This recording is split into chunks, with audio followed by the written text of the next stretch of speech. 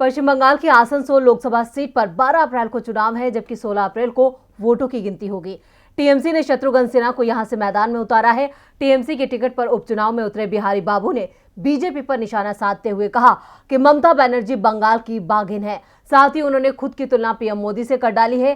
क्या है पूरी खबर, देखते हैं ये रिपोर्ट। शॉटगन के नाम से मशहूर शत्रुघ्न सिन्हा अक्सर अपने बयानों को लेकर सुर्खियों में बने रहते हैं। हाल ही में टीएमसी पार्टी ज्वाइन करने के बाद शत्रुघ्न सिन्हा ने पीएम मोदी से अपने आप को जोड़ते हुए एक खास बयान दिया है। शत्रुघ्न ने कहा कि अगर पीएम वाराणसी से लोकसभा चुनाव लड़ सकते हैं तो मैं आसनसोल से क्यों नहीं लड़ सकता। पश्चिम बंगाल की आसनसोल लोकसभा सीट पर होने वाले उपचुनाव के लिए टीएमसी के उम्मीदवार शत्रुघ्न सिन्हा ने खुद को बाहरी बताने पर बीजेपी पर भी निशाना साधा।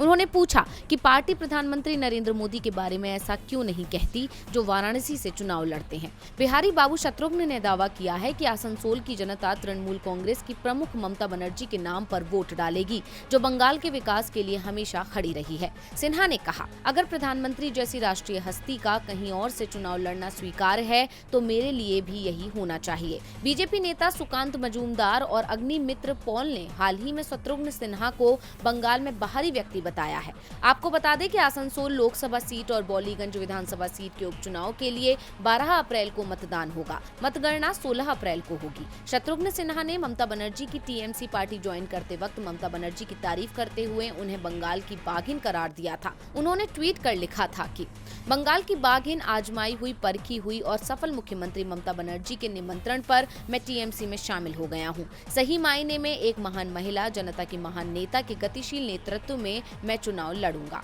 शत्रुघ्न सिन्हा पहले कांग्रेस पार्टी में थे। शत्रुघ्न बीजेपी में रहते हुए लगातार यशवंत सिन्हा के साथ मोदी सरकार के कामकाज पर सवाल उठाते रहे हैं। इससे पहले वो अटल जी की बीजेपी सरकार में मंत्री बने थे। डीवी लाइव की रिपोर्ट।